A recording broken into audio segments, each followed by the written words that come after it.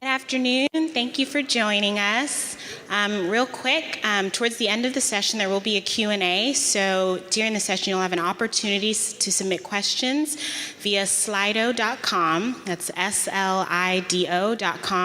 Event code South by Southwest, SXSW, and select Hilton Salon H.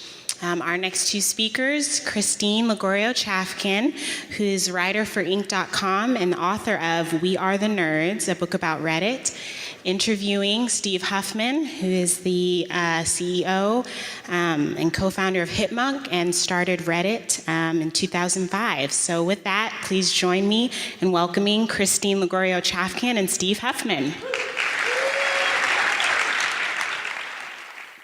Hello. Before we even start, let me mention that Steve is also the CEO of Reddit currently. He came back a couple of years ago. We'll talk about that story in a minute, but first I wanted to address some news from this week. You announced earlier this week that you have some very avid users in Russia. Well, okay, I thought we were going to start with the softballs. Yes, okay, so with regard to Russia, and the elections, I did make a post last week trying to explain to the community the way we think about these things and what we found. The challenge, of course, talking about it, it's actually a little bit torturous because it is an ongoing investigation, so we can't share everything that we know and everything that we're doing. But we do want to take these opportunities with our community to make it clear that we've, since the beginning of Reddit, we've cared very much about the authenticity of the conversations on Reddit. That's what makes, that is our differentiator, right? That Reddit is the most human place on the internet, and you can find these, every view of pretty much every debate. And with politics, right, it's always, there are always fireworks. And so making sure that the integrity of Reddit is intact has been a top priority for us. Yeah, I mean, every view of every debate, does that include the bots? I mean, I think I understand that you can't address every part of this at this moment, but I mean, you've known for a long time that this stuff was going on. Back even right around the 2016 election, you knew that there was activity from suspicious domains. So why take so long to address that publicly and come out with it? Sure. So what we found is, we found a few hundred accounts that we would classify as inauthentic. And the good news is the vast majority of those accounts were actually banned or actioned by our moderators in our intact systems, even before Russia was part of the conversation. And that's a result of really the kind of community norms of Reddit, right? Reddit is kind of self-regulating in that regard, so that's worked out well for us. As for speaking publicly, it's an ongoing investigation, and so we need to be careful about what we say because we don't want to undermine what we're actually doing. But what are you actually doing? Like, a Wired story this week identified a few apparently Russian accounts or accounts that had been spreading the same information as the Internet Research Agency had been that were still, left up on Reddit as of, a week or two ago. Why were those not removed? So we were actually aware of those accounts, and now that the accounts are public, I believe they're disappeared off of Reddit. But again, in an investigation like this, I think it's important that we go through, first of all, we're cautious, and we also want to make sure that we're not undermining the way that we find these things. So there's nothing new in that article for us, and it is frustrating not being able to tell the whole story, but we've been on top of it. Congress is asking you about this. Is that true? Yep, we've had a handful of conversations with Congress. We've got a handful more coming, I'm sure. We've tried to, be helpful and cooperative in those conversations. What are they asking you? They're asking what's going on. They're asking the same questions that you would expect. And so we're on the same team. We want the same thing. We care, as I mentioned, very much about the authenticity of Reddit. We care very much about the integrity of our elections in the US. And we want to make sure that we're doing everything we can to be, on the right side of this. Yeah, so you weren't included, though, in the first few conversations that the Intelligence Committee had about this, where Facebook and Twitter were included. Being that you are closer to sort of one of the internet's greatest hotbeds of conspiracy theories and controversial political speech, what do you think Congress should be asking you? Well, I think Congress should be asking, I think of all of us, the same thing, which is, so on Reddit what you see is we have the far left and the far right and pretty much everything in between. And that's actually a good thing, right? Because there's no view you can have on Reddit that isn't questioned and beat up. And in the, I think, current political climate, in these conversations about what's real and what's not, I think the burden is on all of us, social media, and just citizens to pay attention and read closely to what's in the news, to not take everything for granted. Yeah, you wrote in your post on Reddit, between truth and fiction are 1,000 shades of gray. It's up to all of us, Redditors, citizens, journalists, to work through these issues. And I assume that you're nodding to the fact that the messages that originated as propaganda or as divisive, intentionally divisive comments were then distributed by hundreds, thousands of Americans and amplified by them.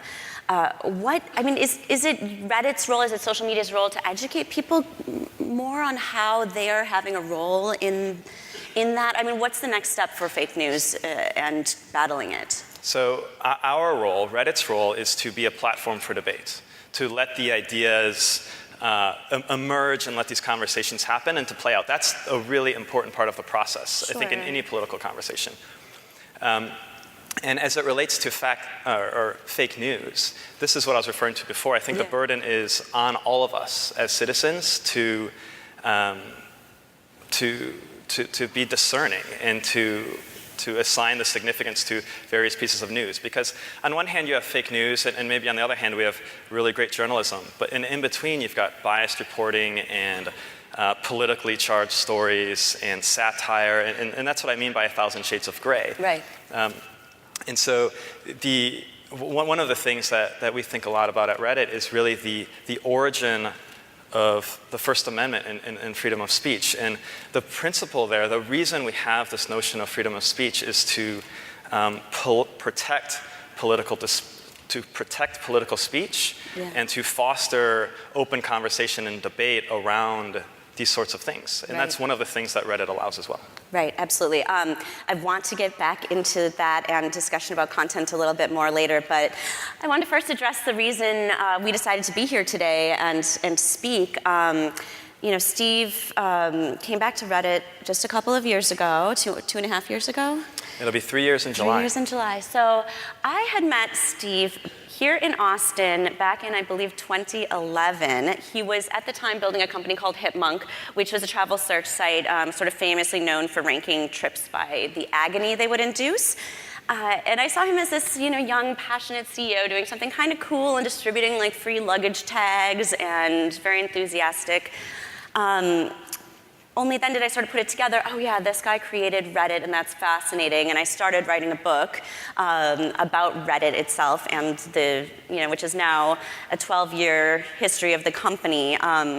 But I was very much most interested in Steve's life when he decided to come back to Reddit. The company had, let's just say, after a series of missteps, let volunteer moderators take control and revolt, and the site was going dark. Steve decided, okay, I think it might be time to leave Hipmunk and step back in. What was going on in your head when Reddit was going dark? This thing you'd created was all of a sudden sort of flickering. That was a very challenging time, and Reddit was no stranger to controversy over the years. And when I was at Hipmunk, I remember watching from a distance, thinking, and in fact, the CEO, Yishan, would call me from time to time and basically ask, like, Steve, what would you do in this situation? And I'm like, I would love to hear those conversations. Yeah. Well, I mean, I'll relay some of it now, where I was like, Yishan, I'm not sure. We didn't have to wrestle with these things in the beginning. And so I'm really thankful that I don't have your job right now. Good luck. But the context of coming back to Reddit, it was very difficult because I had to give up on my lifelong dream of slinging plane tickets. And so, I'm sure. But Reddit was in a difficult place, and the the conversation that I had with myself in 2015 was, Reddit is more important to the world now than Hipmunk will ever be. And it would be a shame if Reddit didn't live up to its potential, or even worse, died. And I felt like, okay, I can help, right? I can see what's going on here. I think I can help. So I think that was the core of the decision. Yeah. And you came back in on a Friday morning. What was that first day back like for you? It's sort of this, the creator returning to his creation, which is completely grown out of his hands. That was intense. So when I left Reddit the first time in 2009, we were 6 people. And when I returned, Reddit was 70 people. And addressing the company the first time was harrowing. I was the 3rd CEO in the last 6 months. Yeah. And the employees were not happy. Yeah. We were getting killed in the press. Morale was very low. The community was in open revolt. And internally it was chaotic, right? As I said, I was the 3rd CEO in 6 months. And it's a little more than 6 months, though. Let's but call yeah, it 7 or 8. Okay. Sorry. It was a short window, short enough to, one would expect, I think, one CEO over that time span. And what I told the company in my very first talk with them was, I want you all to be proud to work at Reddit, and I want the world to be proud that Reddit is in it. And that is what we were going to do together. And it's taken some time, but I think we're on the right track. At least our people are comfortable wearing their swag again. I think are proud to work at Reddit. And even though we go through what I would say right now is a challenging time, I think for the whole country, and you see that played out on Reddit as well, but there's no place I think we'd rather be. Yeah, good. What about the website? How did you handle that piece of the puzzle right away? What were your first major steps as executive?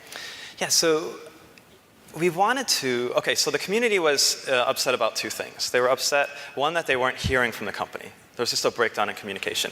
That one was easy to fix, right? We just start talking to the community, and which we did, I think, frequently over those months. And the second was we had communities on the site that I think the greater Reddit community were very upset by. And I came into the company with this idea that we need to update our content policy, set really clear rules for what behavior is acceptable or not on Reddit, and then enforce those rules really, very effectively. The challenge, I think the mistake that we made is being tied to this notion that there is a right and a wrong, right? There's things that are allowed and are not. And in reality, when you get close to that line, it gets very fuzzy. And so I think we had some, I don't know if I'd say missteps, but if I were to play it all over again, I think I would just accept that we're not going to find perfection, but that we still need to do what's best for the site and the community. And what you're referencing is specific communities that you decided this needs to get shut off right now. Those were long deliberations within the company, am I correct? And maybe you could have just said, hey, this thing is ugly. It does not belong here. Well, I think the challenge is, and we still go through this a lot at the company, right? Banning communities is always a long process for us because, as I said earlier, the debates and allowing people to fully express themselves, even if it makes us personally uncomfortable or offended, that process is very important. And we don't like to undermine that. We don't do that easily. But you still have to do a lot of that now, right? Well, less now. It's still there, less now. The challenge is, of course, when we're thinking about these communities, when we find that there's sometimes a disconnect between our intuition, and I remember this in 2015. Okay. There's communities and we're like, this doesn't belong here. This is not why we started this company. There's not debate here, right? This is not the political speech that I've been trying to protect. Can you somehow mention which community you're talking about? I don't like to say the name. I don't either. But they were very racist and hateful. Well, it was actually interesting because there was another side to it, which is, and this was actually, I think, the clarifying thought that we had, which is they were actually less abhorrent than they wanted to appear, and they wanted to appear as awful as possible to waste our time, to embarrass us in the press, to force us to make this really difficult decision. That was actually a big part of their existence. And so finally... these their reason for existence on some level was to push the limit, right? I mean, yes. they were... And they did. And it was really ugly. It was. And I think the clarifying thought that I had back then was, you know what? This community exists to waste our time. They exist to antagonize us. And we have 100,000 other communities that make up Reddit that are really important. Right? Reddit is a massively big place with, I think, lots of people doing really incredible things. And we're not going to let this community waste any more of our time. Yeah. You know, I'm not going to get sucked into this free speech anymore. Ban. Yeah. And you know what? I think it was the correct decision. Right. And since then, since the late summer of 2015, I've sat down with you, I don't know, several times, and I've seen your process and your thoughts on this evolve further and further. I know this is a big question, but can you explain that evolution? Sure. Can you walk us through that? Sure. Well, so in the beginning, when we made Reddit, we wanted to make very simply a place where you can find new and interesting things online. That was it. And no categorization, you know, very few barriers to entry, just a place where you can catch up on your news, where you can laugh, can you find community. And so it's very easy to say things like, hey, we're going to let anything go when you don't have any difficult decisions to make. Yeah. Right? And this is, I think, and this is actually, if I were to draw a parallel to what I think we're going through in the United States right now, it's easy to have values when your values aren't being tested. And so over the years, we've had to confront these things. Our values have been tested. And our desire to not remove content from Reddit has been tested. I mean, that's the entire premise of this first part of this conversation. And so while I think, you know, one of the things I'm happy about or thankful for is, so Alexis, my co-founder, and I, even from the earliest days of Reddit, we actually didn't discuss what our content policy was, but we were aligned. You know, I think our guts and our intuitions were generally aligned. And over the years, we've had to get better at articulating it. And that's honestly, I think, one of the biggest changes is our thinking and our words have caught up to our internal compasses. Mm-hmm, mm-hmm. But what I mean is specifically in the past 2 years, you've cut off hundreds of communities from existing on Reddit in sort of various waves. A lot of people criticize Reddit for still being the host of some terrible content. But from what I've seen, you know, there's been various moments in time where the company comes to a place and says, okay, anything that's inciting violence, like, out. Sure. So our content policy today, no harassing or bullying, no spam, no inciting or glorifying violence. That was one of our recent changes this year. No involuntary sexualization.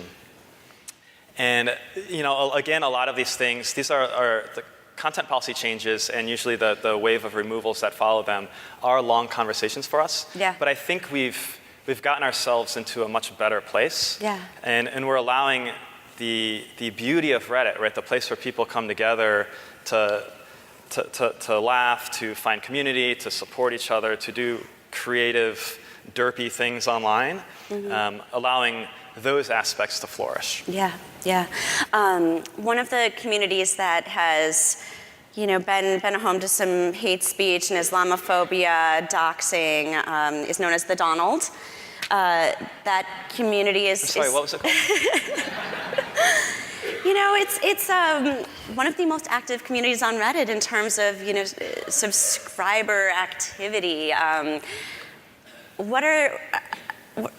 Tell me what's going on now in terms of your thinking on the Donalds.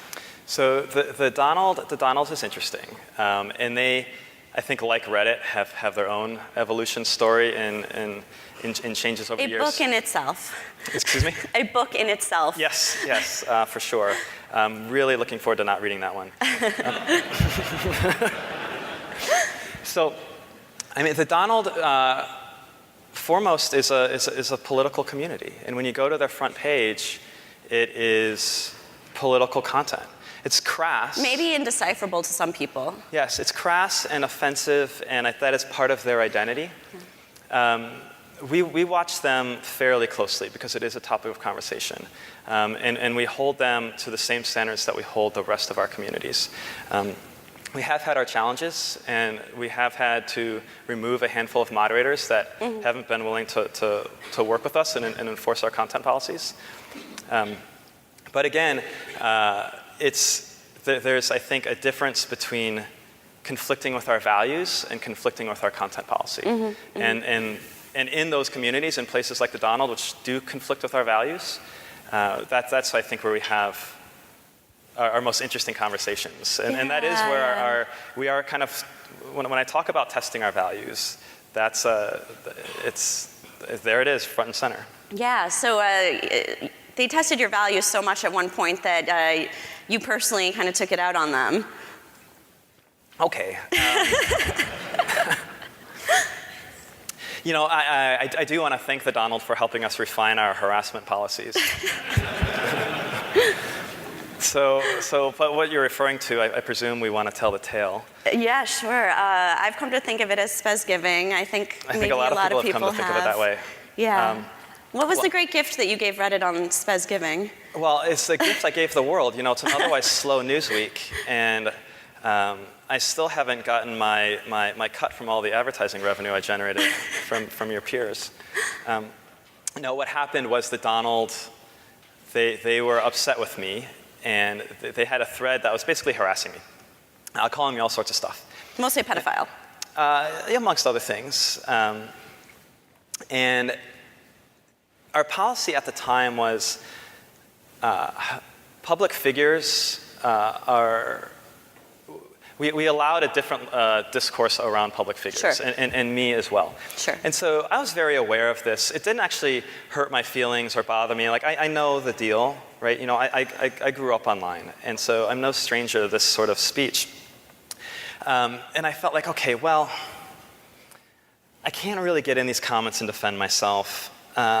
This is not in violation of our content policies at the time. So unfortunately for everybody, as a former engineer, I had the worst thing possible, which was a little free time. We were going into Thanksgiving.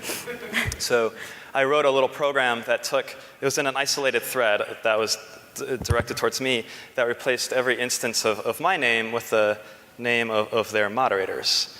So, and it wasn't, people asked me, like, Steve, were you drunk? I was like, no, I was at work. It was Thanksgiving Eve. I just didn't have anything to do.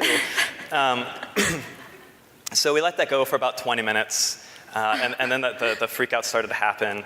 I had an inverse program that put everything back to the way it was. But from that point on, it became a pretty big story. Yeah. And your community team sort of freaked out, thinking the site had been hacked. Yeah, I've had a lot of time to reflect on this, and whether or not I'm sorry. I will say to our community team, I'm sorry. I ruined their holiday, and I feel very bad about that because they had a lot of messes to clean up. To the Donald, they'll be just fine. I noticed that this past Thanksgiving you were not allowed anywhere near a computer. Is that true? That's true. Yeah, we actually turned off my internet access. They put a seatbelt on my chair and kept me safely away. Okay, but if you could freely troll one community on Reddit right now, which would it be? We've been talking about them the whole time. It's because they would appreciate it, right? You think so? I think, what the Donald, and I think there's an element of just to the far right in the U.S. right now that I think really enjoys creating controversy and being annoying and being these like phony victims. And so I think every once in a while we should just poke them back, to be honest with you. I think fair is fair. Yeah. So don't ban, just poke. We'll see. Like I said, our thinking is constantly evolving. Yeah, yeah. So you're not just well-versed in the world of community moderation. You are a CEO who has been leading now more than 300 people at Reddit. I think something that few people know about Reddit and its evolution over the past couple of years is that as a company, when you came back, there were how many employees? About 70. 70. How many of those left in the 6 months after you came back? I mean, a lot, right? Of those 70, fewer than 20 are still at the company. Yeah. And so then you've hired up to more than 300. Tell me, like, what was that churn? What was that process like internally? You know, it's kind of a blur, to be honest with you. But when I look back on those memories, sometimes I think, gosh. Well, in the middle of it, I was like, this is taking forever, right? We're trying to fix this company, and it feels like it's going so slowly. And then when I look back on that time, I'm like, that was like 6 months, and the company was completely different by the end of it.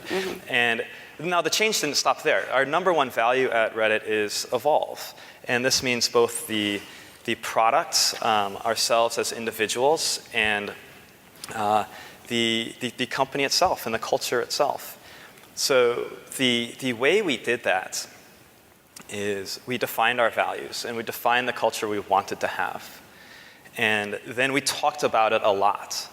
And in hindsight, that was actually very effective because people who just saw things differently or weren't signed up for that ride and weren't signed up for the evolutionary path that we wanted to be on, self-selected and left the company.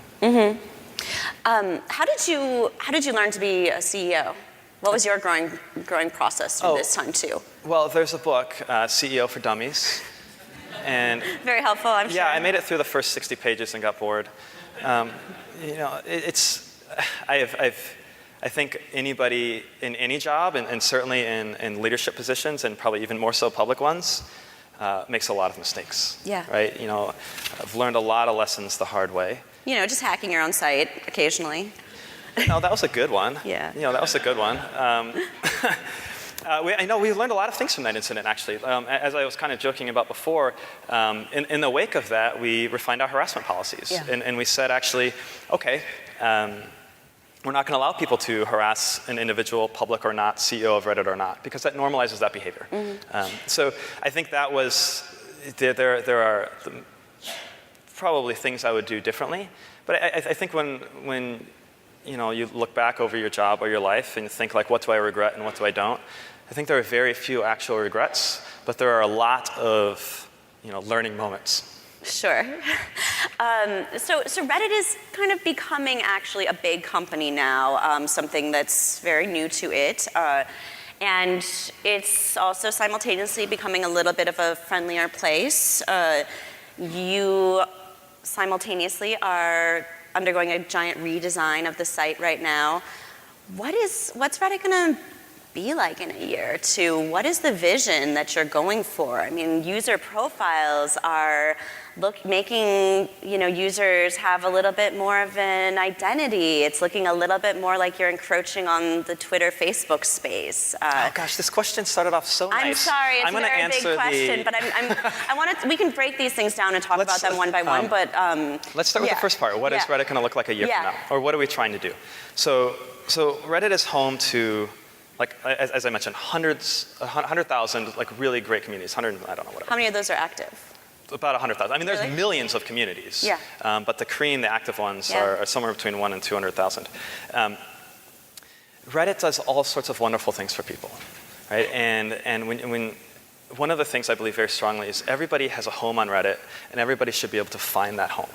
And what Reddit does, our mission is to bring community and sense of belonging to everybody on the planet. And you can see this in the gap between our users who come to Reddit, from time to time, once a month or so, versus our core users who come every day, who get our logo tattooed on them. Excuse me. And the reason people get our logo tattooed on them, and the reason we have this fanatical loyalty that isn't seen much in the world at all, in particular online, is that Reddit plays a role in people's lives, right? They found something in the community. They found some help. They found some support, friendship, whatever it is. And the people for whom that work pretty much cover it's a cross-section of humanity. Men, women, young, old. And I believe that Reddit has an opportunity to play that role in people's lives, that positive role in people's lives for everybody on the planet. So to get back to the question, what are we trying to make Reddit look like a year from now? We're trying to make Reddit accessible for everybody on the planet because I want them to have the experience on Reddit that our best users or that I want their experience to match the best experiences that Reddit's delivered. Sure. But what my question was getting at is that you opened up kind of new profile pages this year. And I think a lot of people read that as there's a little less anonymity in the future. There's a little more accountability there. You can see, for instance, for folks who have adopted the new profile, the 5 most frequent subreddits they visit. Reddit and its pseudonymity. I think people, when they're looking for their home on Reddit, maybe it's financial advice, maybe it's medical advice. It's something that maybe that you don't want your employer to see. How do you kind of allow those best experiences to exist while simultaneously making it very accessible to new users? Great. We do just that. So we have. We're basically rebuilding the entire UI of Reddit right now on the web, including the profile pages. But identity is your choice, right? People have lots of identities. You have your real world Literally identity. multiple identities, though. Yes. Yeah. Well, I think on Reddit that's really important, it is in real life. Like your identity at work is different from your identity at home, is different from your friends and your hobbies and your interests. And at Reddit, you should have that sort of control. And so we will never I don't say never very often, require you to use your full real world identity. I don't think that's fair because of the things you just mentioned. People come to Reddit to talk about themselves or ask questions about things that might be deeply personal, that might not be appropriate to have attached to your real world identity, and we think that's really important. Other times you may come to Reddit, say you're doing an AMA. And you need your identity. You want to say yes, I am really the president. Yeah. Ask me anything. And so having control over your identity is very important. Yeah, that's very interesting. And what is the redesign going to look like? What are we going to see in a few months? Oh, it's going to look just like Facebook.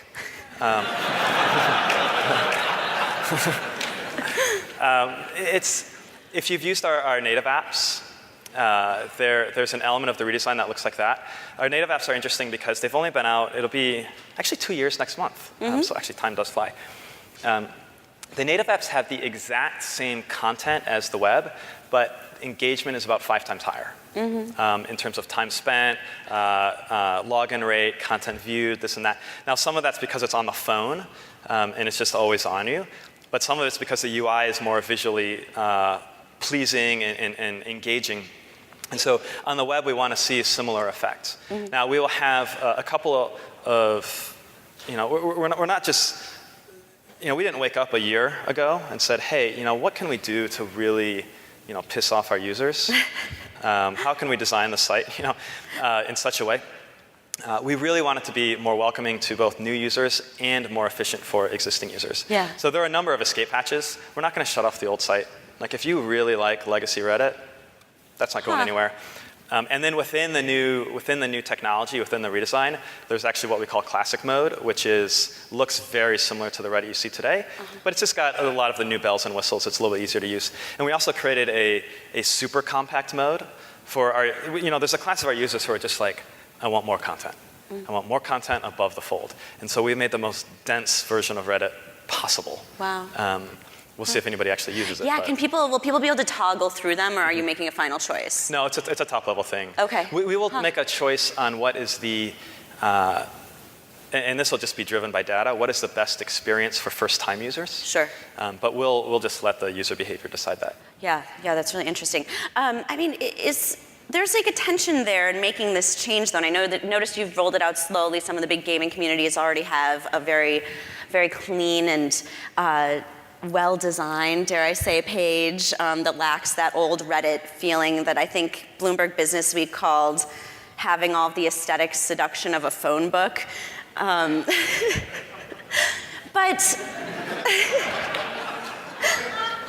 But this is my work we're talking about. I'm sorry. I know.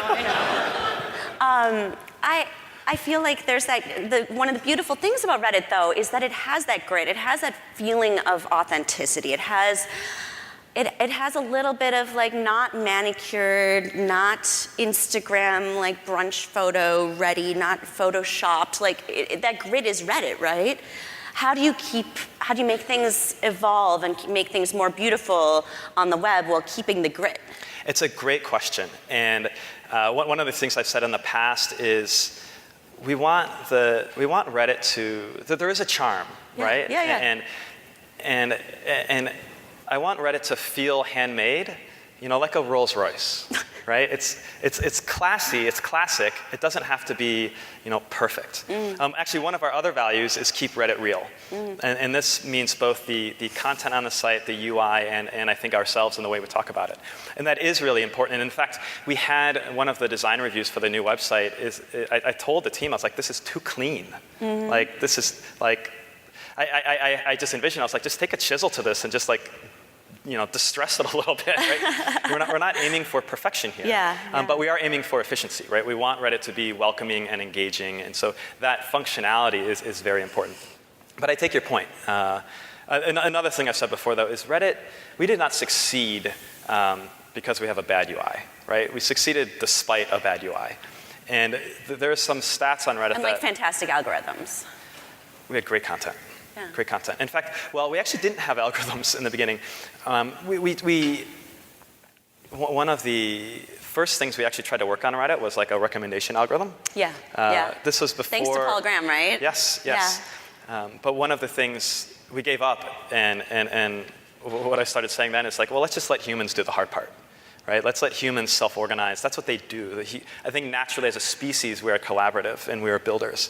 And so we changed our tactics a little bit and tried to give, how are we even talking about this? Changed our tactics a little bit, and we've learned that anytime we give people a context, a blank canvas, people will do wonderful things with it. And one of the lessons I've learned on Reddit, I think one of the biggest life lessons I've learned is that when you put people in the right context, they're more collaborative and creative and funny and interesting than I think we sometimes give people credit for. And I think Reddit puts that on display. Yeah, sure. In terms of the company itself, what are your biggest challenges over the next year aside from just, nailing that redesign? We're a growing company. We're going through growing pains. Last year at the start of the year, we were 140 people. And now we're 300 some, and we're still growing. And so I think from my point of view, especially with everything we've been through at the company, it's culture I care very much about. And the culture is constantly evolving. And one of the things I tell the company often is things are going to change, right? We can't bring in this many people and not have things change. So if you like the way things are at work, right? If you enjoy the atmosphere and you enjoy how friendly and quirky and Reddity this place is, it is all of our burden to protect that. So this means when you're interviewing people, figure out, is this person going to be additive to us or not? When you see behaviors around the office that are good, reward those behaviors. And when you see behaviors that are in conflict with our culture or who we are, call them out and make sure we own that. So that's probably the thing that I'm actually most thinking a lot about. I think the product and the business side of the company will actually take care of itself. I think we're on a really nice path. Now, we have a lot to do, but we're shipping more now than we ever have before. I think we're more productive than we ever have before, or that we've ever been in the past. And so the company will continue to evolve, and I think we've got a nice flywheel going there. Yeah, okay. And what about, give me a couple highlights in terms of culture. Like, what is the Reddit culture inside the office, or when you do offsites or whatnot? Reddit is, it's funny because I think this surprises people when they first come to the company, because there's, I think, a perception gap between what you've read about Reddit and what you think Reddit might be like versus what it actually is. Reddit is a very, very friendly, quirky place. I mean, it's a company with 100% Redditors working at it. And, and I think that's a good thing. As I said before, I think people are naturally collaborative and interesting and funny. And so that's what you get at work. And we attract people to Reddit. Many of them, Reddit has played a role in their lives. And so I think there's a passion for what Reddit is and what Reddit can be that is very healthy and fun to be a part of. One time you and I were speaking in an interview for the book, which my editor has told me I should tell you all to pre-order if you are interested. And you mentioned some offsites that the company had done in terms of team building activities and stuff. And you said to me, and I'm not sure if you were joking or not, oh, we did some team building activities, which I really love, like the standard rope course type of fall into each other's arms sort of things, or? Gosh, I don't know. We do a lot of offsites, and they all have a little bit of a different tone. But I believe very strongly in bringing our people together in a context that's different from the office, from the day-to-day, because that's how you build relationships that will then make the day-to-day work more effective. And so we've had offsites that are touchy-feely, right? Talk about your past and your feelings and how that influences your work. We've had ones that are very, tactical. What are we going to, who are we? What are we going to do? What's our identity? What's our mission? Those sorts of things. And we've had a lot of offsites that have no agenda at all. And really the explicit purpose is be together outside of the office. Yeah. So do you like team building activities? I do. I like that corny stuff. Yeah. I shouldn't call it corny. I think it's really valuable. But, and every once in a while we'll get somebody who thinks they're too cool for school and doesn't want to participate. And then, we make fun of them until they acquiesce. Good. We've got a couple more minutes before taking questions. And I just wanted to get back to something that is just in the zeitgeist so much right now and on the minds of every social media user that we talked about at the top. In this era of fake news, whose responsibility is this? Twitter doesn't want to talk about it. Facebook doesn't want to talk about it.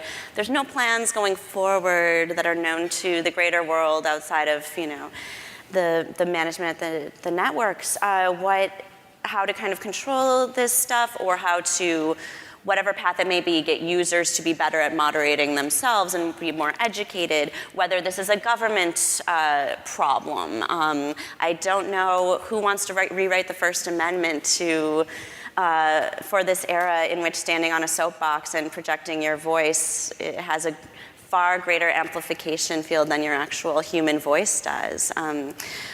Whose responsibility is this? This is our responsibility. I think as citizens, this is all of our responsibility. I think we all have different roles to play. Journalists, write the news. But if there was one, crisp, this is the answer, right? This is the truth, then we would only need one news outlet. But we have many, and that's... our own Russia Today. Look, you can, I think, actually, the foundation of the United States and the First Amendment is really solid. We're going through, I think, a very difficult time. And as I kind of mentioned before, our values are being tested. But that's how you know their values. And I think it's very important that we stand by our values and we don't overcorrect and try to say something like the government should be choosing what's true or what's not. Or this journalistic entity is correct and this one isn't, right? Because, and when we're talking about fake news, which in my mind is just another word for propaganda, propaganda is as old as politics. And you'll find large groups of people in this country saying every news organization is fake, whether it's CNN, Washington Post, or the president Breitbart. says it, of course. So I think for us, one of the silver linings of this, right, is we are using our immune system, right? We're developing the antibodies. We are, the New York Times and Washington Post are having their, I think, best years ever, right? People care about quality journalism again in a way that I think that it's been in decline for a while. And that is really important. And we're having difficult conversations. And if there was an easy answer, I think we would all sign up and do it. But there's not an easy answer. Of course. But this is all of our burdens, right? It's not the government, it's not the media, it's not social media, it's not journalists. It's everybody together to stand up for our values and what we believe in. And then how does anything get done? I mean, there's certain people who can affect change, right? Well, we do have roles to play. And so, for example, our role at Reddit is to make sure that the views that you see on Reddit, right, which, again, as I said, cover the spectrum. We've got communities for everything, the far left, the far right, and a lot of reasonable ones in between. It's our job to be a platform for these conversations and to make sure those conversations are authentic. To make sure that any one group or viewpoint on Reddit isn't disproportionately loud. And that there's a big element of that is a technology problem, and that's one of the things we've always cared a lot about and we've worked hard on. And even now that the stakes are higher than ever, putting more effort into it than we ever have. That's fascinating. I mean, as a technology platform, you're not held to the same standards as a TV network or something. You're not giving equal airtime to, say, 2 candidates in the lead up to an election. But what you're saying sounds to me like it might be on that spectrum. Well, I think honestly, we want every candidate on Reddit, whether that is, government mandated or not. Well, or not, I think is the correct answer there. But this is where you can have some of the most open debates possible. And so our AMAs, when politicians use it, it's incredibly powerful because I think what people want. Well, let me not speak for people, but I can speak for the people that I know. You can see their reactions. We want authenticity, right? We want genuineness. And there's always that conversation around politics. That's the sort of person I can have a beer with, right? Or that person is unrelatable. And I think on places like Reddit, that's where you can cross that chasm. And you can go from unrelatable to a real human. Reddit is the most human place on the internet. And it's great for politics and for these sorts of conversations. Yeah, good. We've got some questions from the audience. The first one is a real softball. What's your favorite subreddit, Steve? Well, that might be a softball for some. But for you, it's just so hard to choose. I have to remember that I'm speaking publicly, and so I have a couple answers to this. Actually, it does shift. So I do love the blue chip communities. Which ones? The blue chip communities, the Ask Reddit, the IAMAs. That's probably where I spend the most of my time.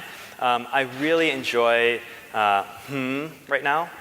I think, and that's to me, that's a cousin of mildly interesting.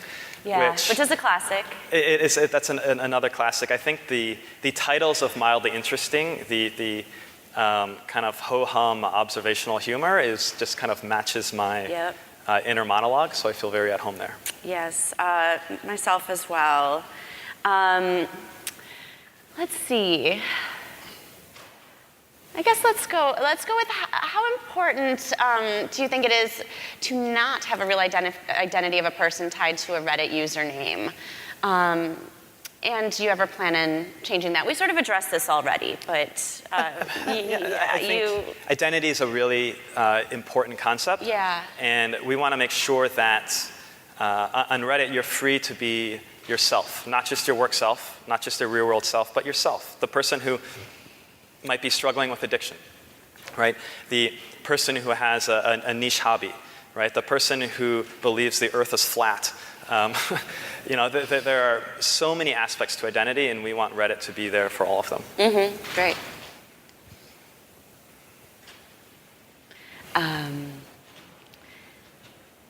So one of these questions, I'm going to amend just a tiny bit. It's how do you moderate comments? Do you have a team or have an AI to back it up? You can explain basic moderation if you want, but I think it might be more interesting to give folks a peek inside how Reddit, the company, is structured in terms of that, and in terms of like your teams that kind of watch over the universe of Reddit.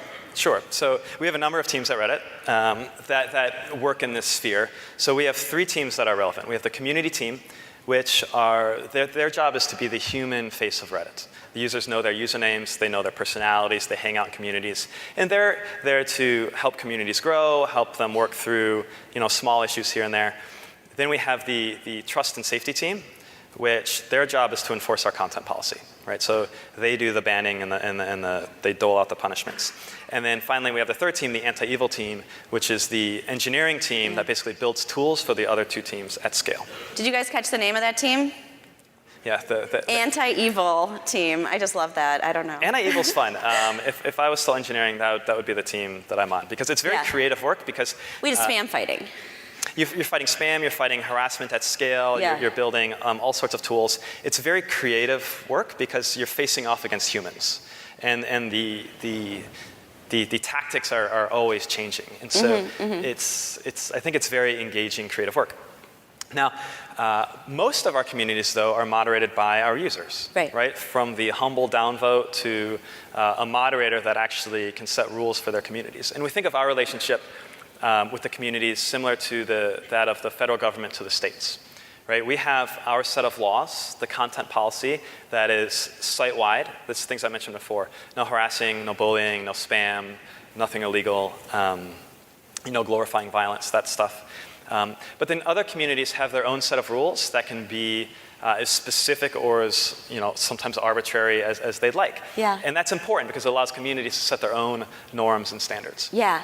I'm aware that the Donald has some specific policies that have been placed on it by Reddit due to its many factors, I will say. Are there any other subreddits that Reddit itself has said you need to follow this specific rule that does not apply to the rest of the universe? There are. Yeah. And it's usually, right, these days, it's around politics. Probably the biggest rule that we use right now is no linking to each other. Right? There's a couple of cases where... Does that stop brigading, or...? Yeah, so think of it, okay, so on one hand, our relationship with the communities is like the federal government to the state government. On the other hand, it's the relationship between a parent and fighting siblings. And we just say, like, okay, you know what? You're just going to sit in opposite corners and think about what you've done. And so we're getting better. One of the things we've learned over the last couple of years and are getting better at is building flexibility into our enforcement mechanisms. Yeah. When I came back to the company, we had one tool, and that was banning. And banning often, like when you're doing that, the punishment doesn't fit the crime. And so now we can put users in timeout, we can give them warnings, we can put kind of different sanctions on communities, and that's ever evolving. But I think we need kind of flexibility there so we can try to push things in the right direction without being too prescriptive. Here's a question from maybe a would-be entrepreneur.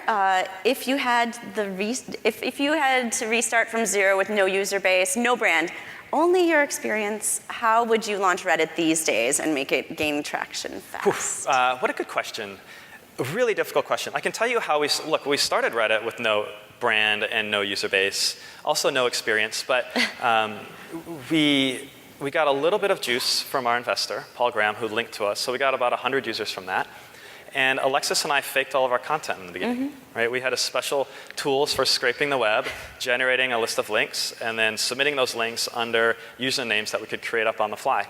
Yeah, like characters from video games and furniture. And furniture, yes. Lampshade was one of our more successful early users. And all in the name of growth hacking, right? Right, and so... because nobody wants to show up to a community website where there's no community. Yeah. So I'd probably actually honestly try that again. There's I think a lot of, when they're in these situations, really being creative about what's going to make this business work. But we didn't know for the first few months, right, whether it was going to work. And getting a site like Reddit off the ground is extraordinarily difficult. Even knowing what I know now, I don't know if I would try to do that again. There's an element of kind of right place at the right time. I think we struck a tone that resonated with people. In 2005, there was this whole generation of people who were just tired of being used, right? Being like, a pawn in somebody, just everything felt like bullshit. And we're like, okay, we're like, the Reddit, if anything, there's going to be no bullshit. Yeah. Keep Reddit real, and that's been with us the whole time. Yeah. In that vein, in terms of your origin story, someone asks, when did you realize that Reddit was something worth fighting for? Here she also notes, Godspeed and keep creating. Thank you. Very nice. Thank you. There are a couple of moments. The one moment that stands out was August 2005. That was the first day that we had real users. Alexis and I didn't do any of our fake user stuff that day, and the site just kept working. I checked the site at night, and there's a whole page of content from these usernames that we had never seen before. And that was really cool, right? That's where like, okay, there's an actual community here.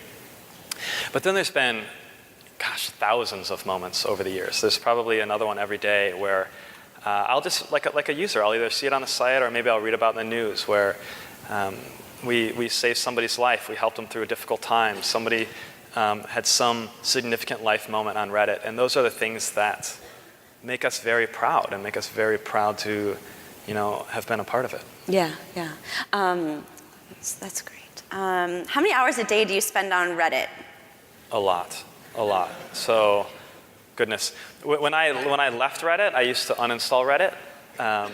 Probably like 1 month out of every quarter, just because it was just like, I was just spending so much time there. Yeah. Now I can call it QA. But I use it like a user. So probably an hour in the morning, 5 minutes a couple times a day when I'm in the restroom. If I get bored in a meeting, I'll take a tour. It's pretty constant. Yeah. What keeps you up at night? Be it something. I mean, yes, there's these great moments on Reddit, but like, are there things that you feel like are in the past 2.5 years you haven't been able to tackle and still want to? I actually sleep really well. I didn't mean for it to be a personal question. Well, I think, let me try to answer your question that way.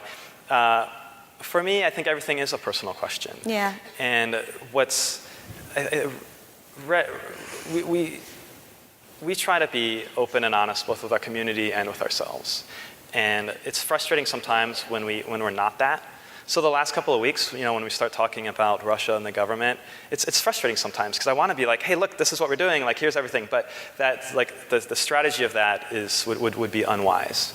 And so, sometimes I feel like, when I talk about the Donald, I pull my punches a little bit. Mm-hmm. Because there is that tension between my personal values and our content policy. And I do have a role to play in that conversation that isn't just me personally. And so, those moments, I think, cause anxiety and angst. Yeah. Because we strive to keep it real, to be ourselves. Yeah. And just when you were saying that, in terms of, the big issues weighing on you, it brought me back to an interview we did. I forget exactly when, but I asked you just straight up, do you enjoy being CEO? Like, how's that going? And you said something that really stuck with me. You were like, kind of just straight faced. You were like, I enjoy it. This is my entire life. Like, this is my life. This is a third of my life in terms of the hours I spend of the day, and it's the greatest thing ever built. Do you still feel? Is it that straightforward? Like this, my life is integrated fully with Reddit, and Reddit is my life. Yes. Yeah. It is pretty all-consuming, and I love my job. There are times when I hate my job. Yeah. But I think at our core, no, I don't. That's not even true. I try. It doesn't sound truthful when I say it either. It can be really intense sometimes, and there are definitely moments where I'm like, goodness, I wish I could just turn all this off just for a day. Would be really nice. But our work matters. We get to touch people's lives on a scale that most people don't get this opportunity. And we not only get to touch people's lives now at this scale, but we have an opportunity to do it at an even larger scale. And I think with that opportunity comes a moral obligation to try to live up to that potential. Right? If we can take the core of Reddit and what it does for people and bring that to 1 billion or more people, I will be very proud to have been a part of that. So no pressure. we'll like I said, Yeah. here we are. We'll Yeah. do our best. Yeah. Someone asked just one word, IPO. Smiley face. What's in your future as a company in terms of potentially going public or raising another round of funding? What do you see right now in the crystal ball? We've got a long way to go. If I were to say those three letters together, I think there'd be headlines about like Reddit's IPOing. Oh shit, I just did it. We've got some time. Yeah. But I think one of my jobs as the CEO is to find liquidity for our employees, right? That's kind of an implicit, I don't know if people talk about this often enough. That is an implicit promise we make when we pay people in stock options, is at some point these options will be worth something. And so that is one of the things on my mind is at some point I'd like to pay our employees back and our investors back for believing in us, for taking the risk with us. It's nice as a reporter who deals with a lot of tech companies to hear that first rather than hear paying investors back first. Well, they get paid back first no matter what. They wrote that in the contract. So my job is to make sure the employees get paid up on top of that. Got it. Great. Well, thank you so much, Steve Huffman, for being here and talking so openly with us today about all of this.